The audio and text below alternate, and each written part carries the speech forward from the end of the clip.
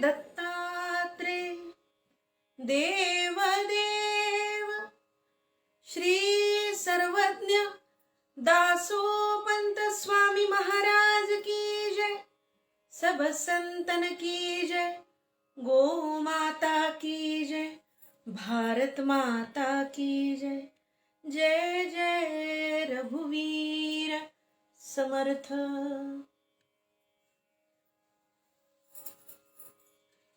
आज गुरुपौर्णिमा, या निमित्तानं चातुर्मासाची सुरुवात वाक्यज्ञासाठी म्हणून मी करते आहे। आरंभीच माझे मोक्ष गुरु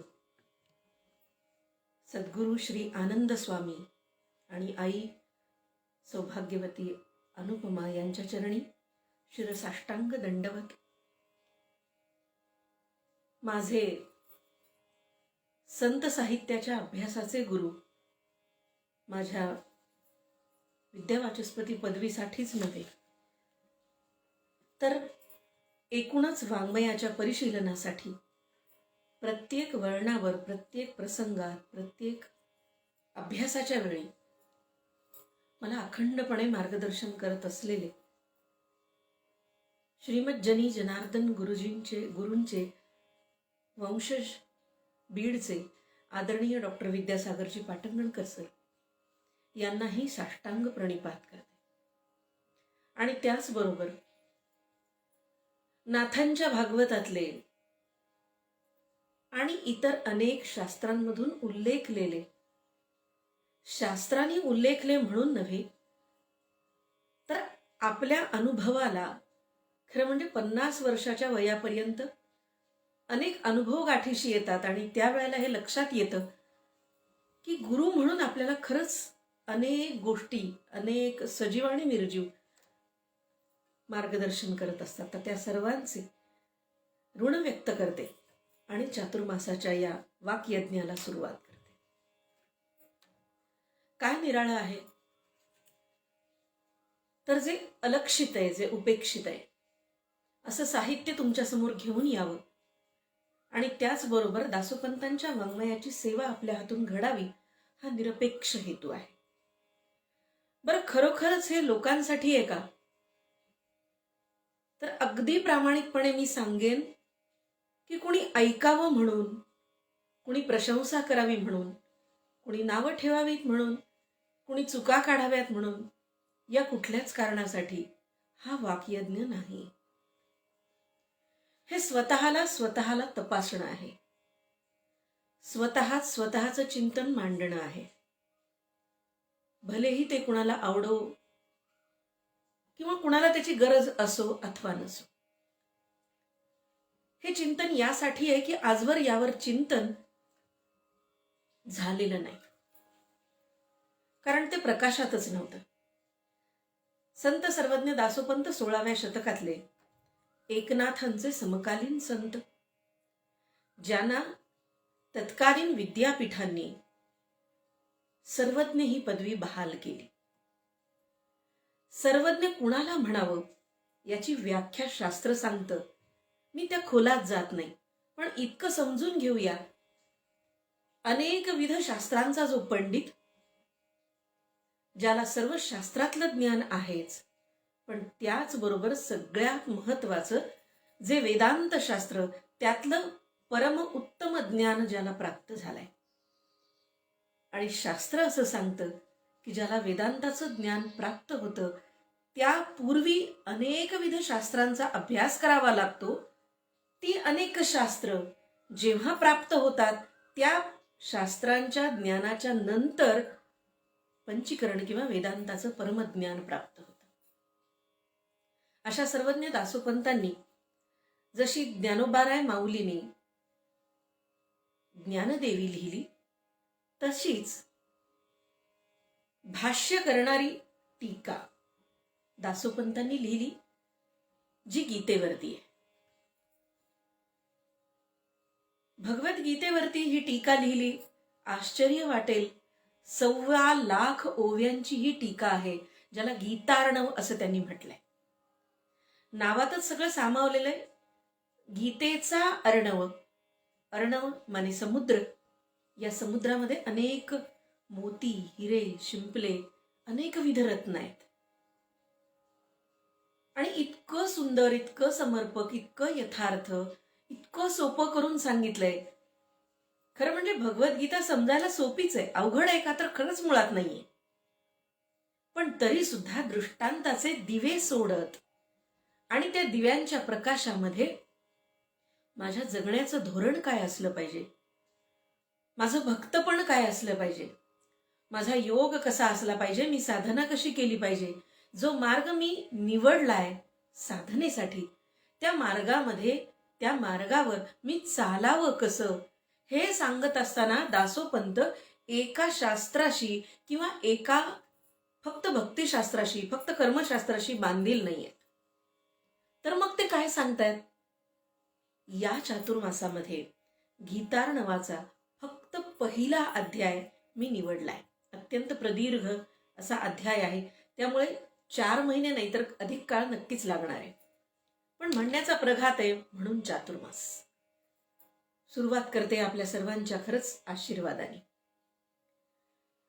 श्रोता वक्ता श्रीराम समर्थ अशा भावनेने दासोपंतांनी गीतार्णवातला जो अर्थ आम्हाला दिला, गीतार्णवांनी जो अर्थ आम्हाला दिला, तो तुमच्या पुढे मांडण्याचा प्रयत्न करते.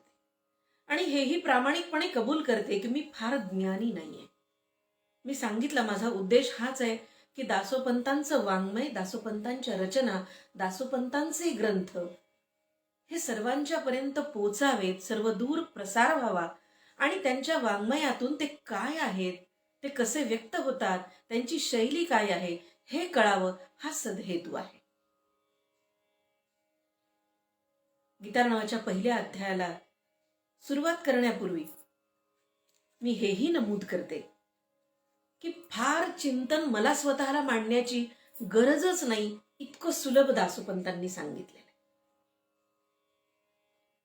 काही ओव्या आज घेते आणि त्यानंतर आपण सहजच ज्ञानेश्वरी, गीतार्णव यांच्या संदर्भानं काही बोलूया. ओम श्री दत्तात्रेयाय नमः.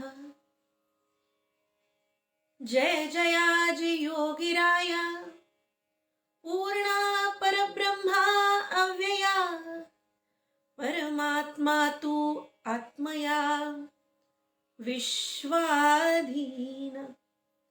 आनंदाचा तू सागरू, ज्ञान विज्ञान दिवाकरू, नकळे तुझी पारू स्वरूपाचा, अनादीची तू आदी, सिद्धीची परमसिद्धी, समाधीची समाधी सार्वकाळ, देवदेवाजी देवेशा, पुरुषोत्तमा विश्वभासा, परमात्मया उदासा, गुणातीता, चैतन्यनाथा सच्चिन्मया, मायातीता अद्वया, आदिगुरु दत्तात्रेया, दीनोद्धारणा.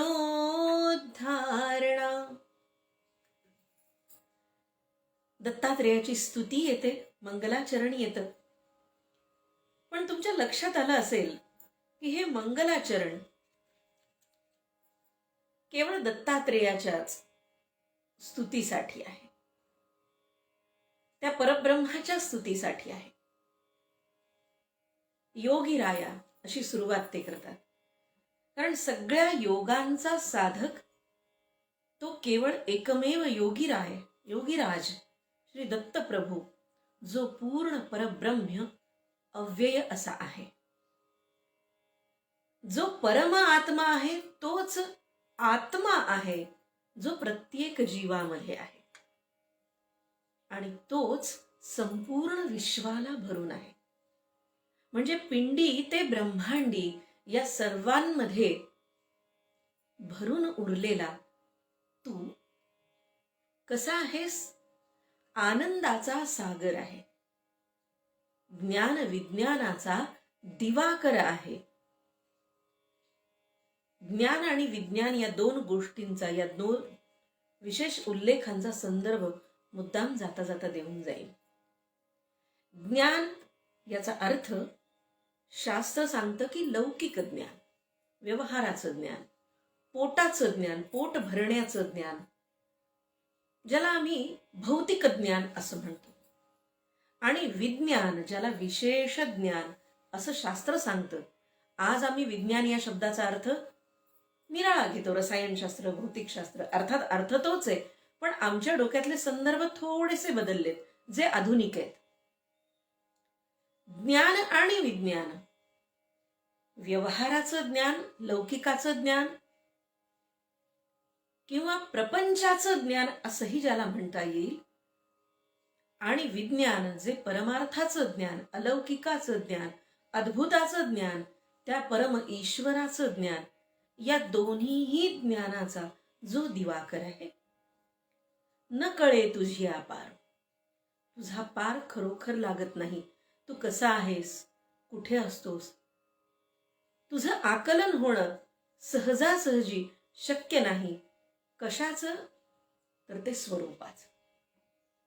नकळे तुझी पारू स्वरूपाचा, तुझ्या स्वरूपाचं ज्ञान होणं सामान्य जीवाला, हे प्रभो, हे दत्तात्रेय प्रभो, खरोखर अशक्य प्राय. अनादीची तू आदी, अनादी अनंत असलेला तू आद्य आहेस. तूच सर्वप्रथम आहेस. सिद्धीची परमसिद्धी. अत्यंत सुंदर असा कोटी दासोपंतांनी साहित्याच्या अंगानं आपण जर बघायला गेलं तर समाधीची समाधी, अनादीची आदी, सिद्धीची परमसिद्धी अशा शब्दांच्या कोटी करताना साहित्याची जाण असलेला माणूस सहजच दासोपंतांच्या शब्दप्रेमामध्ये बुचकळून जातो. अक्षरशः त्यांच्या शब्दाच्या प्रौढीमध्ये त्यांचा जो प्रास आहे, अनुप्रासाबरोबर अलंकार आणि त्याचबरोबर शब्दांची योजना, खरोखर माणसाला गुंग व्हायला होतं. अशा प्रकारची योजना दासोपंत शब्दांची करतात. परमात्मया उदासा, खरं म्हणजे तू उदासीन आहेस, निर्गुण निराकार आहेस, पण तरीही सर्वांचा परम आत्मा असलेला गुणातीत, अतीत अशा प्रकारचे गुण तुझ्यामध्ये असूनही तू उदास आहेस. म्हणजे गुणहीन असूनही गुणातीत अशा प्रकारची विसंगत संगती दासोपंत उपमा देताना लावतात. चैतन्यनाथा सच्चिन्मया, संपूर्ण विश्वाचं जे चैतन्य, त्याचा तू नाथ आहेस, त्याचा तू पालन करतायस, त्याचा तू पोषण करतायस. पालकत्व ज्यानं तू सगळ्या विश्वाचं स्वीकारलेलं आहेस. चैतन्याचं पालकत्व तुझ्याकडे आहे. जेथून चैतन्याचा स्रोत आहे तिथून पुढे आम्हा सर्व जीवांना चैतन्य लाभतं. असा तू चैतन्याचा नाथ सच्चिन्मया, त्या सत्य चिन्मयाचा तू नाथ आहेस. मायातीता अद्वया, मायेच्या पलीकडं असणारा तू, मायेच्या पटलामध्ये ज्याचा पार लागत नाही, ज्याच्या भोवती मायेचं पटल आहे, त्या माणसाला तू गवसत नाहीस. पण मायेच्या पटलाच्या पलीकडं, मायेच्या पलीकडं मायातीत असणारा तू अद्वया, एक आणि एकमेव असा तू आहेस, ज्यामध्ये दुजा भाव नाही असाही अर्थ येतो. आणि ज्यामध्ये दुसरा अर्थ असा येतो की अद्वया, दोन जिथे उत्पन्नच नाही, दोन अशी भावनाच नाही, द्वै अशी भावनाच नाही, जो एकमेव, एकमेवाद्वितीय, एक आणि एकच, किंवा ज्याचा सारखा दुसरा कोणी नाही असा तू अद्वया. आदिगुरु दत्तात्रेय, आदिगुरु हे नाव सगळ्यांना माहिती आहे. सगळ्यांचा आदिगुरु, सर्व देवदेवतांचा गुरु असलेला दत्तात्रेय प्रभू. दीनोद्धारण, दीनांचा उद्धार करणारा, दीन म्हणजे अज्ञानी, दीन म्हणजे पैशानं गरीब नव्हे, तर जो अज्ञानी आहे, अंधकारात पिचलेला आहे, ज्याला मायेच्या पलीकडं ज्ञान नावाची गोष्ट गवसली नाहीये, त्याला ज्ञान देणारा आणि ज्ञान देऊन त्याचा उद्धार करणारा असा तू दीनोद्धार. विश्वबीज तू सनातन, विश्वाकारे ब्रह्म निर्गुण, विश्वव्यापी परिपूर्ण, भावातीत. भावाभाव भासो आले, ते देखोनी जपा आपुले, नामरूप विसरले तेची होती. तुझा करिता विचारू, वेदाशास्त्रा श्रमुहारू, श्रमुघोरू एकती सांगे सद्गुरु. ते रूप तुझे, तुझिया प्रेम पायाचे, ते चित्तारू संसारीचे, जया जोडे तयाचे भाग्य परम. तुझिया प्रेमाचा विसरू, ऐसे भाग्य मी काय करू, यया नाशवंताचा शेजारू पुरे झाला. मंगलाचरण फार दीर्घ केलेले बरं का. म्हणजे धर्मक्षेत्रे कुरुक्षेत्रे हा पहिला श्लोक यायलाच बराच काळ जावा लागणार आहे, इतकं प्रदीर्घ अशी प्रस्तावना दासोपंतांनी केलेली आहे. दासोपंत म्हणतात, विश्वबीज तू सनातन. खरं म्हणजे तू आदी आहेस, तू अनादी आहेस याच अर्थाने हे वापरलंय. पण तरी सुद्धा त्या परमेश्वराची किती नावं, त्याची किती रूप आहेत याचा अंदाज घेण्यासाठी म्हणून हे मंगलाचरण फार सुंदर आहे. म्हणजे त्याच शब्दासाठी पुन्हा पर्यायी शब्द, त्याच अर्थासाठी पुन्हा आणखी काहीतरी दासोपंत वापरतात. तेव्हा ही गोष्ट लक्षात येते की प्रचंड शब्दांचा पंडित असणारा, शब्द प्रभू असणारा हा माणूस किती नावानी, किती रूपानी त्या परमेश्वराची आराधना करताना भावरूप होऊन जातो. संपूर्ण विश्वाचं बीज जे सनातन आहे असा असलेला तू, विश्वाकारे ब्रह्म निर्गुण, विश्वाचा आकार धारण करणारं ब्रह्म तरीही निर्गुण आहे. खरं म्हणजे विश्वाकारे असं म्हटल्यानंतर ब्रह्म कसं म्हणता येईल, कारण ब्रह्म तर निर्गुण निराकार आहे. जर विश्वाचा आकार ब्रह्माला प्राप्त झालाय तर ते निराकार कसं असेल. पण हीच तर गंमत आहे त्या ब्रह्माची आणि त्या ब्रह्माचं वर्णन करणाऱ्या संतांची. दासोपंत सांगतात, विश्वाकारे ब्रह्म निर्गुण, विश्वाच्या आकाराचं जे ब्रह्म पण तरी सुद्धा तू निर्गुण आणि निराकार असलेला, विश्वव्यापी परिपूर्ण, विश्वाला, संपूर्ण विश्वाला व्यापून टाकलेला, व्यापून उरणारा, परिपूर्ण असणारा, भावातीत, या सगळ्या भावनांच्या, या सगळ्या भाव अभावांच्या पलीकडे असलेला, अतीत असलेला असा तू. भावा भाव भासो आले, ते देखोनी जपा आपुले. आणि अशा प्रकारचे भास, अशा प्रकारचे भाव विद्वानांच्या, संतजनांच्या, पंडितांच्या, अभ्यासकांच्या, तज्ज्ञांच्या मनामध्ये येतात. आणि हे देखून, हे पाहून दासोपंत असं म्हणतात की नाम रूप विसरले. हे तुझं वर्णन जेव्हा वेद करतात, शास्त्र करतात, उपनिषद करतात, मोठमोठे जपी तपी करतात, साधक करतात, संत करतात, ज्ञानदेवांसारखे विद्वान संत करतात, तेव्हा ते असं म्हणतात की माझी मती गुंग होते आणि मी तुझं नामही विसरून जातो आणि तुझं रूपही विसरून जातो. आणि जेव्हा या तुझ्या नामारूपाचा जप करायला लागतो तेव्हा नाम रूप विसरले तेची होती. जेव्हा हे विसरायला होतं तेव्हा मी तुझा होऊन जातो. तुझा करिता विचारू वेदा शास्त्रा श्रमू घोरू. अरे तुझा विचार करायला लागला ना तर वेद आणि शास्त्राला सुद्धा श्रम होतात, घोर श्रम होतात. कठीण वाटायला लागतं तुझं निरूपण करणं, तुझं वर्णन करणं, तुझं रूपाचं वर्णन करणं. हे त्यांनाही कठीण होत आहे. एक तो सांगे सद्गुरू. आणि मग हे सोपं केव्हा होतं? जेव्हा सद्गुरू सांगतात ना की तू कसा आहेस, ब्रह्म म्हणजे काय, तो परम ईश्वर कसा आहे, त्याचं वर्णन मी जेव्हा सद्गुरूच्या मुखातून ऐकतो आणि तेव्हा मला तुझं रूप कळतं. ते रूप तुझे आणि माझा विश्वास बसतो. मला कळतं की तू कसा आहेस, तुझं रूप कसं आहे.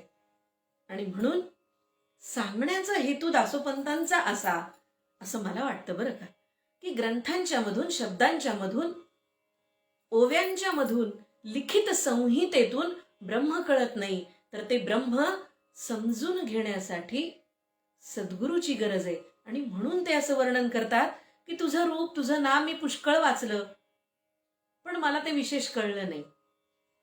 पण मला जेव्हा सद्गुरूंनी तुझं वर्णन सांगितलं, तुझ्या रूपाचं, तुझ्या गुणाचं वर्णन करून तू काय आहेस, ब्रह्म म्हणजे काय, हे जेव्हा मला समजावून सांगितलं ना, तेव्हा एक तो सांगे सद्गुरू ते रूप तुझे, ते मला कळलं. पुढे ते म्हणतात, तुझी या प्रेम पायाचे. पण तरी सुद्धा मला काय हवंय? तुझी या प्रेम पायाचे. आणि म्हणून मी अनेक इतर संदर्भांनी सुद्धा, इतर विवेचनांमधून सुद्धा हे सांगितलं की दासोपंत प्रेम भक्ती करतात. जीवा पल्याड सखी होऊन, प्रेयसी होऊन, प्रियकर होऊन, बंधू होऊन, ईश्वर दत्तात्रेय प्रभू माता आहेत, पिता आहेत, बंधू आहेत, मित्र आहेत, त्याचं लेकरू होऊन, त्याची प्रेयसी होऊन ते प्रेम भक्ती करतात. आणि म्हणून ते असं म्हणतात, तुझी या प्रेम पायाचे ते चित्तारू संसारीचे. आत्मज्ञानाला उणं लेखलंय का? तर एका अंगाने बघायला गेलं तर अगदी हो. स्पष्टपणे त्यांचं म्हणणं असं आहे, आत्मज्ञान कळो अथवा न कळो, पण मला असं वाटतं प्रभू की तुझ्या पायाचं अपार प्रेम हेच या संसारातून तारून नेणारा तारू आहे, होडी आहे, नाव आहे. तुझी या प्रेम पायाचे ते चित्तारू संसारीचे. संसारातून वाहून नेणारं, सुकर सुलभपणे, सुरक्षितपणे ऐल तटावरून पैल तटावर नेणारा जो काही तारू आहे, नाव आहे, होडी आहे, ते म्हणजे फक्त तुझ्या पायाचं प्रेम, तुझ्या चरणांची भक्ती, तुझ्या चरणांचं प्रेम. जया जोडे तयाचे परमभाग्य. आणि ज्यानं तुझ्या पायाचं प्रेम जोडलं, ज्यानं तुझ्या पायावरती प्रेम केलं, ज्यानं तुझ्या चरणांवरती, चरण कमलांवरती आपलं जीवन वाहिलं, सर्वस्व समर्पित केलं, त्याला परमभाग्य प्राप्त झालं. अशी निर्वाणीची वाणी दासोपंत या ठिकाणी करतात. तुझी या प्रेमाचा विसरू ऐसे भाग्य मी काय करू. पुढे असं म्हणतात की हे जे प्रेम आहे तुझ्या पायाचं, तुझ्या विषयीचं, तुझ्या चरणांचं, त्या प्रेमाचा जर विसर पडला तर भलेही मला लौकिक अर्थानं भाग्य असो, मला ते नकोय. असं भाग्य मला नकोच मुळी, ज्या भाग्यामुळे तुझ्या प्रेमाचा विसर मला पडेल. देवा, असं भाग्यच मला नको. तुझी या प्रेमाचा विसरू ऐसे भाग्य मी काय करू. यया नाशवंताचा शेजारू पुरे झाला. खरं म्हणजे मी त्याला भाग्यच म्हणत नाही, मी त्याला नाशिवंत अशा प्रकारची वस्तू म्हणतो. ज्या गोष्टीमुळं, ज्या असल्या भाग्यामुळं तुझा विसर पडेल, ते भाग्यच नव्हे तर ते नाशवंत अशा प्रकारचे शेजार आहे. आणि अशा नाशवंताचा शेजार मला नको, मला केवळ तुझ्या पायाचं प्रेम मला हवं आहे. न उपजे तुझी आठवण, ते सुख दुःखाचे कारण, अभक्ता दंडा लागून आड करीशी. विशिष्ट अथवा समान, तुझहून एकान, गमे जेणे ते ज्ञान नरकतुल्य. तुझे सगुण उपासिता, आगळी मानी निर्गुणता, तरी ऐशिया अभक्ता दंडन पुरती. करिता तुझे पादपूजन, अभिलाषा धरी मन, ते मी आता वदन कैसे अवलोकू. हिताहित विचारणा, तुझा भजनी आपणा, पाहिजे म्हणे ते दंडना योग्य झालो.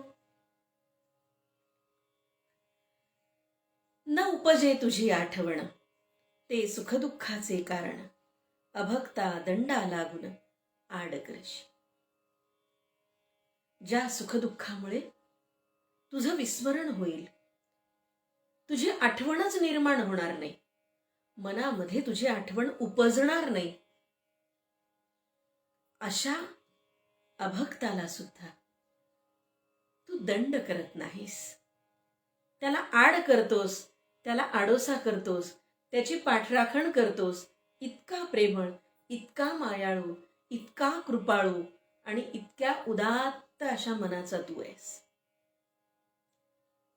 विशिष्ट अथवा समान, तुझहून एकान, गमे जेणे ते ज्ञान नरकतुल्य. तुझ्या शिवाय जे जे म्हणून पृथ्वीवरती माणसाला ज्ञान होतं किंवा माणूस ते ज्ञान मिळवण्याची धडपड करतो, मग ते विशिष्ट असो, सामान्य असो, कुठलंही, पण ते ज्ञान जर तुझ्या वाचून असेल किंवा तुझ्यापेक्षा वेगळं काही असेल किंवा ज्या ज्ञानामध्ये तू नाहीस, असं ज्ञान, मी त्या ज्ञानाला नरकतुल्य मानतो. ज्या ज्ञानात तुझा अंतर्भाव नाही, ते केवळ नरका समान आहे. तुझे सगुण उपासिता, आगळी मानी निर्गुणता, तरी ऐशिया अभक्ता दंडन पुस. तुझी सगुण उपासना करताना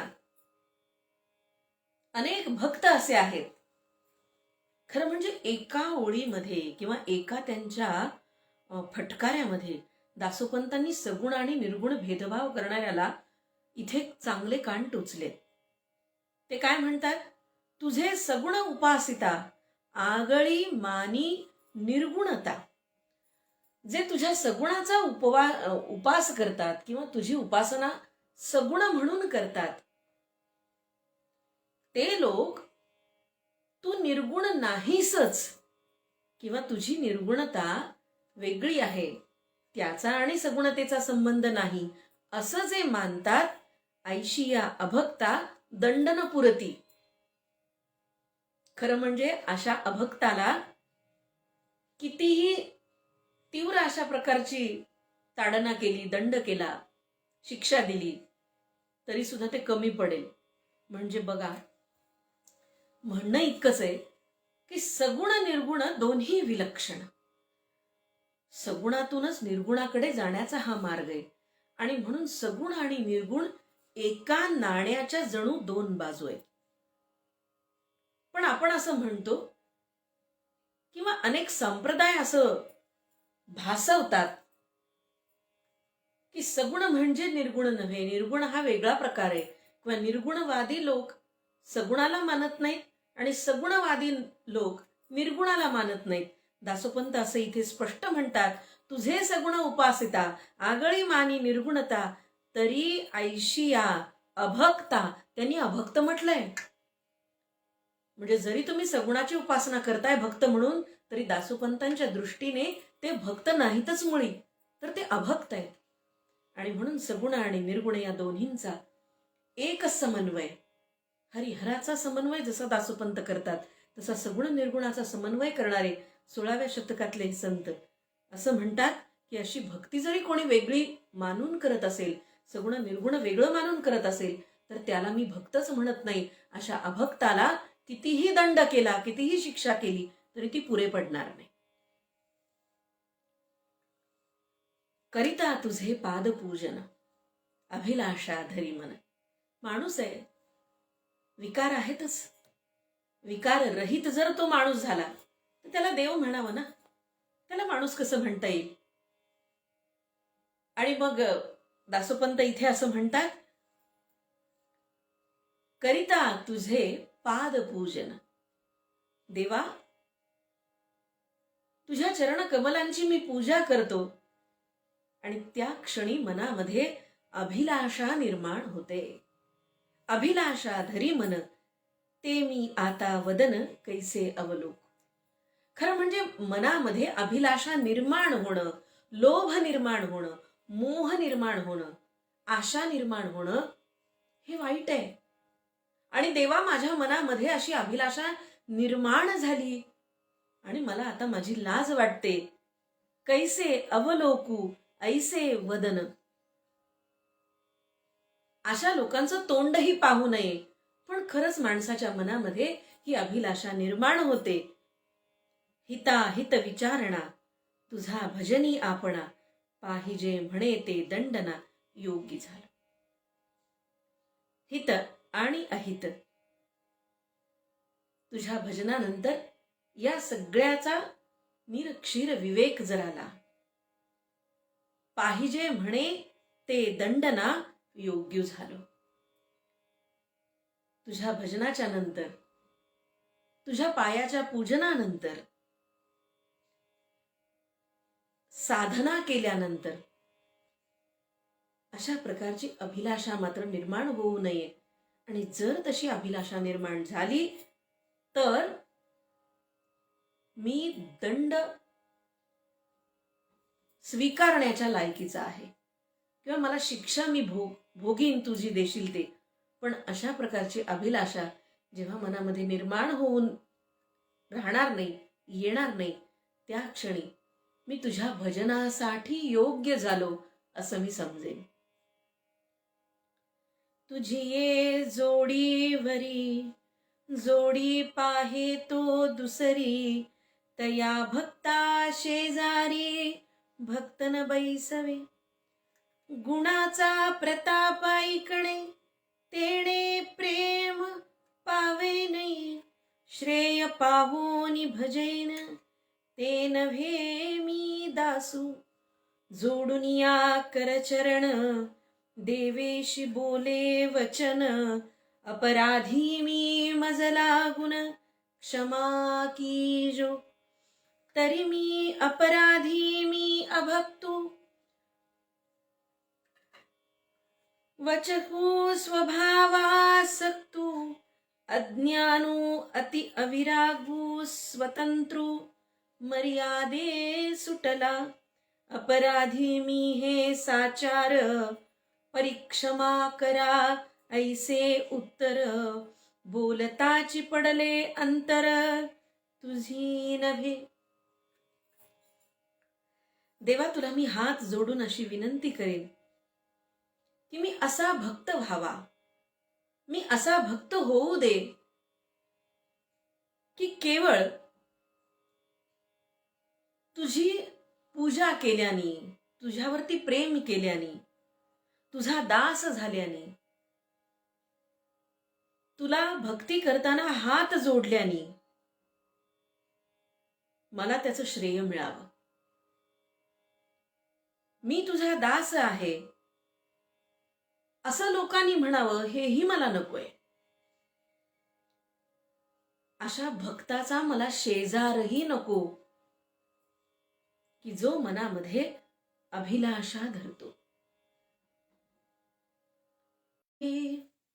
भक्तीचा जो उपस्थापकू तो दंडुची प्रियुमाते एकू परी अभक्ताचा पोषकू येरुने घे. देवा, मी माते तुझहून प्रिय जाण झालो म्हणून. खरं म्हणजे तुझ्यापेक्षा मी माझ्यावरच अधिक प्रेम करतो. माझ्यावरती जास्त प्रेम करतो मी, मलाच अधिक प्रिय आहे. आणि म्हणूनच कदाचित हे प्रेम, तुझ्याबद्दलचं प्रेम, हे मला सोडून कदाचित जाईल. अपराधू क्षमा करणे हे पुन्हा पुन्हा दासोपंतांनी,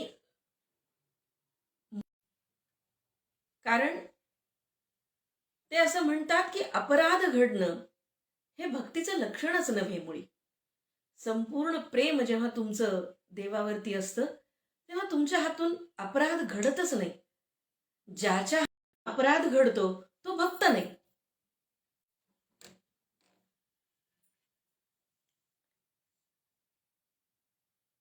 असा अपराध ज्याच्याने तुझा भक्तियोग खंडित होईल तो खरं म्हणजे त्याला मित्र म्हणावं का वैरी म्हणावं? माझ्या अंगी जर तुझ्याबद्दलचं प्रेम निर्माण होत नसेल, जर ते प्रेम माझ्याबद्दलच फक्त असेल, तर मी त्याला मित्र म्हणू का वैरी म्हणू? म्हणजे माझ्यावरचं माझं प्रेम दासोपंत म्हणतात वैरी आहे. आणि म्हणून मग जो मी करता तो माते प्रिय होता, भक्तू कैचा श्री दत्ता तुझा द्रोही. जर मी तुझा भक्त झालो तर मी करता म्हणून शिल्लक उरत नाही. जेव्हा मी करता आहे असं म्हणतो तेव्हा मी तुझा भक्त नसतो, आणि जेव्हा मी तुझा भक्त असतो तेव्हा मी तुझ्यापासून वेगळा नसतो आणि तुझा द्रोहही करू शकत नाही, म्हणजे अभक्त असत नाही. अपराधू क्षमा करणे, न बोले ही पापवचने, आता दंडुचितो मज कारणे प्रिय आहे. आणि मला वाटतं अशा प्रकारच्या भक्ताची लक्षणं माझ्यात काही अजून आलेली नाहीयेत, आणि म्हणून देवा मला दंड करणं, मला शिक्षा करणं, मला वाटतं आत्ता तेच योग्य आहे. माझ्याकडून काही भक्ताची लक्षणं परिपूर्ण होत नाहीत, मी तुझी भक्ती म्हणावी तशी करू शकत नाही, याचा अर्थच मी दंडाला प्राप्त आहे, दंडाला पात्र आहे. मला शिक्षा केली पाहिजे कारण मी तुझा भक्त नाही, तर मी तुझा द्रोह करतोय, मी स्वतःवर प्रेम करत असेल तर.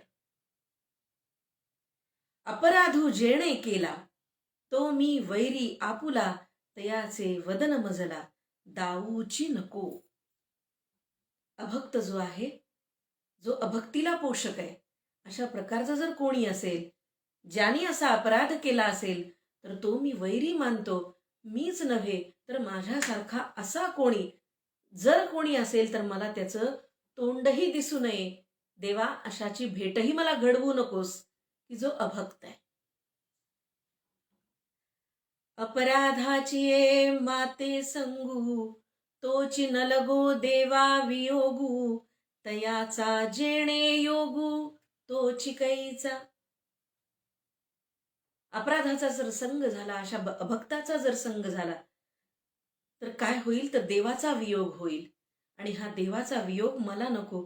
त्यामुळे देवा, ज्याचा योग आणूच नको, ज्याच्यामुळे तुझा वियोग होईल. आणि म्हणून अपराधी मी दंडावा, माझ्या हाती द्यावा, म्या तो निशेषू करावा तुझेनी बळे. असा जो कोणी अभक्त असेल, असा जो कोणी अपराधी असेल, तो अपराधी तू होऊन माझ्या हाती दे, मी त्याला शिल्लक ठेवणार नाही. तुझेनी बळे, तुझं बळ, तुझी भक्ती माझ्यामध्ये इतकी असावी की माझ्यातले अपराध, माझ्यातलं अभक्तपण हे निःशेष व्हावं. मी ते दूर करीन. आणि जसा जसा तुझं बळ, तुझी भक्ती माझ्यामध्ये असेल, वाढेल, तसं तसं माझ्यातलं अभक्तपण मी दूर करत जाईन. मी हा अपराध कमी कमी करत जाईन. या अपराधाची शिक्षा भोगत मी त्या अभक्ताला निःशेष करीन. नाना मी तुझा अन्यायी, नाना मी तुझा अन्यायी, तैसे मनुजाला द्रोही, अज्ञा ना कळे काही तेची म्हणावे. देवा मी नेणे तू ते, तुझिया भक्ती योगाते, आता रक्षी माते ऐसेची म्हणू. खरं म्हणजे मी तुझ्यावरती नव्हे, स्वतःवरतीच खूप अन्याय केलेत आणि म्हणून मी मनुजद्रोही आहे, माणुसकीला द्रोह आहे, समाजद्रोही आहे. आणि म्हणून मला तुझी आज्ञा काय आहे हे कळत नाही. या अर्थानं मी तुझा अन्यायी आहे असं म्हणायला हवं. आणि म्हणूनच देवा, तू जाणू शकतोस, तुला ते कळतंय की मी तुला जाणू शकत नाही. तू माझ्या जाणीवे नेणीवेच्या पल्याड आहेस. आणि म्हणून तुझ्या भक्तियोगासाठी, तुझ्या प्रेमासाठी माझं रक्षण कर, इतकंच मी आत्ता म्हणेन. ऐसेची म्हणो आता रक्षी माते. इतकी विनवणी, इतकी आर्तता, इतकी समर्पण भावना, म्हणजे स्वतःचे अपराध गुरुच्या पुढे स्पष्टपणे स्वीकारावेत असं म्हटलं जातं. आज गुरुपौर्णिमा आहे आणि दासोपंत आपल्या गुरूंच्या समोर, दत्तगुरूंच्या समोर आपले सगळे अपराध उकल करतायत, त्याची कबुली देतायत, अन्यायाची, अपराधाची कबुली देतायत. आणि ते असं म्हणतात की तुझ्या भक्तीसाठी, मला तुझ्यावरती प्रेम करता यावं यासाठी माझं रक्षण तू करावं अशी विनंती मी तुला करतो.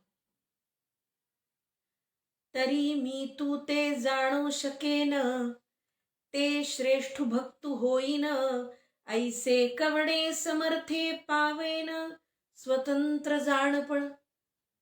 तरी सुद्धा मी तुला जाणेन, मी तुला समजू शकेन, मी तुला समजून घेऊ शकेन, तुझं रूप जाणू शकेल, तुझे गुण जाणू शकेल, असा श्रेष्ठ भक्त मी होईन. असा कोण समर्थ आहे देवा? स्वतंत्र जाणपण, इतकं सार्वभौमत्व, इतकी स्वतंत्र बुद्धी, इतकं थोरपण, इतकं सामर्थ्य माझ्यामध्ये नाही. किंवा ते कोणामध्ये आहे हे सांग, ज्यानं तुला जाणलंय. मी तुला इतक्या भक्तियोगाने मी तुला जाणू शकत नाही. मी फार लहान आहे, मी श्रेष्ठ भक्त होईन. ऐसे कवणे समर्थ भक्तू, असं समर्थ भक्त होता येणं कदाचित मी तो तसे नसेन. स्वतंत्र जाणपण माझ्यामध्ये नाही. तू ते जाणे सर्वज्ञा, तू तर सगळं जाणतोस, तू सर्वज्ञ आहेस. भक्ती योगू तुझी उपासना, ऐसे मानी तो गणा माझी न शोभे. जे लोक असं समजतात की फक्त भक्तियोग तुझी उपासना आहे, असे सगळे लोक जे मानतात, ते खरं म्हणजे मला बरोबर वाटत नाही. नेणे म्हणे तोची श्रेष्ठू, नेणेची विधी उत्कृष्टू, जाणे मने तो धीटू दंडावा की. जो म्हणेन की मी श्रेष्ठ भक्त आहे, मी देवाला जाणलंय, माझ्या इतकं श्रेष्ठ कोणी नाही, माझ्या इतकं देवाला कोणी समजू शकलं नाही, असा जो कोणी स्वतःला उत्कृष्ट म्हणवून घेणार आहे, जो इतका धीट आहे, त्याला दंड करावा, त्याला शिक्षा दिली पाहिजे. याचा अर्थ इतकाच की अहंकार आणि अभिमान असणाराच माणूस असं म्हणेन. आणि ज्याच्याकडे अहंकार आहे, ज्याच्या जवळ अभिमान आहे, तो तुझा भक्तच नाही. नुसता भक्त नव्हे तर श्रेष्ठ भक्त होऊच शकत नाही, जो स्वतः तोंडाने सांगतो की मी तुझा श्रेष्ठ भक्त आहे. आता नेणो सेची असावे, ते क्षमा करी म्हणावे, ते तुझसी सर्वज्ञपण स्थापावे, आम्ही काय. देवा, आम्ही नेणिवेच्या जाणीवेच्या अंगानं तुला जाणण्याचा प्रयत्न करतो, हे खरंय. पण खरं सांगू का, तू आम्हाला कसाच समजू शकला नाहीस. आणि म्हणून आम्ही इतकंच म्हणू शकतो की देवा, आम्हाला क्षमा कर. ते क्षमा करी म्हणावे, ते तुझसी सर्वज्ञपण स्थापावे, आम्ही काय. आम्ही जे अपराधी, अन्यायी, अभक्त आहोत, जे तुला जाणूच शकत नाहीत, त्यांनी तुझ्याशी सर्वज्ञपण कसं स्थापावं, कसं सिद्ध करावं. इतके समर्थ, इतके सर्वज्ञ आम्ही कसे होऊ. ही गोष्ट अशक्यप्राय आहे. देवा, आम्ही केवळ क्षमा मागू शकतो. जो तू जेसणा जैसा, तो तू तेसणा तैसा, इतरा कळशी ऐसा, भावोची न घडे. तू जसा आहेस तसा अस, जिथे आहेस तसा, जसा आहेस तसा असो बापडा. इतरांना तो कसा कळलाय याचाही अंदाज घेता येत नाही. तो ज्याला कळला, फक्त त्यालाच ते कळू शकतं. तो याच्यासारखा आहे, तो त्याच्यासारखा आहे, याचाच अर्थ ज्याला उपमा देता येत नाही, किंवा ज्याला अनुपम्य असं म्हणू आम्ही, तसा तू आहेस. आणि म्हणून मनामध्ये जसा भाव आहे तशी तुझी अनुभूती घडते, असा तू आहेस. सर्वज्ञा तुझा जाणू, जो सर्वज्ञ सर्वज्ञू, तो भक्तु कवणू कैसा आहे. तुझं सर्वज्ञ पण जाणणारा सर्वज्ञ भक्त, तो कोण आहे, कसा आहे, तूच जाणे. आम्ही नाही जाणू शकत. आणि सर्वज्ञ ज्ञानी अभिमानू, धरी तो दासू अनुलक्षणू, तुझहुनी असाधरणू भाव जयाचा. आणि जो अभिमान धरून असं म्हणतो की मी तुला जाणलंय, किंवा जो दास तुला अनुलक्षून असं सांगतो की तुझ्याहूनही तो असाधारण आहे, अलौकिक आहे, मोठा आहे, थोर आहे, ज्ञानी आहे, तर ज्याचा असा भाव आहे तो सर्वज्ञ असूनही भक्त नाही. तैसा मी का होईन, परिसंगू तयाचा लाहीन, तरी प्राणलये घेईन प्रायश्चित्त. अशा अभक्ताचा संग मला देऊ नकोस. आणि जर तो तसा झाला तर मी त्याचं प्रायश्चित्त कसं घेईन, तर माझ्या प्राणांचा लय करून घेईन. आणि म्हणून अभक्ताचा संग देवा कृपा करून मला देऊ नको. तुझ्या विषयी जो अनु, अज्ञानी धरी अभिमानू, तोची सेवकू निजगुणू ऐसे आहे. दोन प्रकारच्या भक्तांचा अभिमान आणि अज्ञान या दोन्हींच्या अंगानी दासोपंत निरूपण करतात आहे. म्हणजे ईश्वराला, ब्रह्माला जाणून मी किती थोर आहे असं म्हणणारा सर्वज्ञ भक्त हा अज्ञानीच आहे.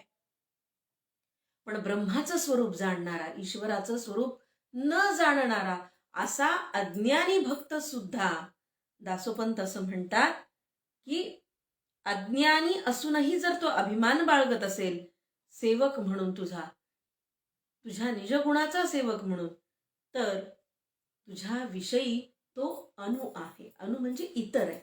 तुझ्यापेक्षा वेगळं असं काहीतरी तो जर भजत असेल, म्हणजेच तो स्वतःला ईश्वरापेक्षा श्रेष्ठ समजत असेल, तर ज्ञानी आणि अज्ञानी या दोन्हीही भक्तांचा संग मला देऊ नकोस.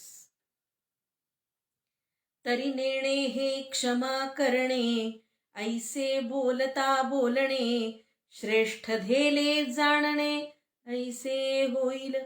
जाणतो देवा तू ते, हे माने एका अभक्ता ते, म्हणून ऐसिया मती ते, आश्रयूची नये. आणि अशा प्रकारच्या बुद्धीचा आश्रय करू नये असं दासोपंत आम्हाला या ठिकाणी सांगतात. मला खूप देव कळलाय किंवा मला देव कळलाच नाहीये, या दोन्हीही मतांचा आश्रय माणसाने घेऊ नये. आणि देवा, नेणे हे क्षमा करणे, ऐसे बोलता बोलणे, श्रेष्ठ धेले जाणणे, ऐसे होईल. म्हणून हे सगळंच तुझ्याबद्दलचं निरूपण मी फार अपराधी भावानी करतो आहे. हे श्रेष्ठ आहे असं मुळीच नाही, पण मला जे वाटलं ते मी बोलतो आहे. माझे तू सकळ क्षेम, माझे भाग्य तू परम, माते अवधूता ब्रह्म तूची साकार. माझं सगळं भाग्य म्हणजे तू आहेस. माझं सगळं क्षेम कल्याण तू आहेस. हे अवधूता प्रत्यक्ष ब्रह्म तूच आहेस. जे सगुण साकार माझ्या समोर आहे तेच माझ्यासाठी निर्गुण निराकार ब्रह्म आहे. ऐशी करू विनवणी, तै श्रेष्ठ विचारू तुझहुनी, जे एक थोर मानुनी, ते तू म्हणो. तुझेनी माझे क्षेम, तुझेनी तू परब्रह्म, तुझे नव्हे ते परम काहीची नव्हे. आणि म्हणून अशी विनवणी मी तुला करतो. तै श्रेष्ठ विचारू तुझहुनी, तुझ्याही पेक्षा जे श्रेष्ठ विचार आहे, जे एक थोर मानुनी, ते तू म्हणो. तुझ्यापेक्षाही ज्यांनी तुझं वर्णन सुंदर केलेलं आहे, तो विचार मी थोर मानतो. तो थोर विचार म्हणजे तूच आहेस अशी धारणा मी करतो. तुझेनी माझे क्षेम, तुझ्यामुळे माझं कल्याण आहे. तुझेनी तू परब्रह्म, पण तुझ्यामुळेच तू परब्रह्म आहेस. तुझे नव्हे परम काहीची नाही. तुझं काहीच नाही किंवा तुझ्यामुळेच हे सगळं विश्व आहे किंवा तुझ्याशिवाय हे सगळंच जग, मी आणि माझ्या व्यतिरिक्त इतर सगळं काहीही नाही. पुन्हा उद्या याच ठिकाणी याच वेळी भेटूया. दासोपंतांच्या गीतार्णवातील पहिला अध्याय आपण या चातुर्मासात पाहतो आहोत. गीतेचा पहिला अध्याय, प्रथमोध्याय, धर्मक्षेत्रे कुरुक्षेत्रे, हा पहिला श्लोक येण्यापूर्वीचीच मंगलाचरण आणि प्रस्तावना इतकी दीर्घ आहे की त्यांनी स्वतःचं अपराधीपण स्वतःच्या मनोगतातून ते अनेक ओव्यांमधून व्यक्त केलंय. आणि हा अपराध श्रीचरणांच्या वरती वाहून समर्पण भावना ते प्रस्तावनेमध्ये व्यक्त करतात. उद्या आपण पुन्हा याच वेळी याच ठिकाणी भेटूया दासोपंतांच्या गीतार्णवातील अद्वितीय बिंदूंचा आस्वाद घेण्यासाठी. धन्यवाद. आनंदे दत्तात्रेय देवदेव, दासोपंत स्वामी महाराज की जय. सद्गुरु आनंद स्वामी महाराज की जय. जय जय रघुवीर समर्थ सब संतन की जय. गो माता की जय. भारत माता की जय. धन्यवाद.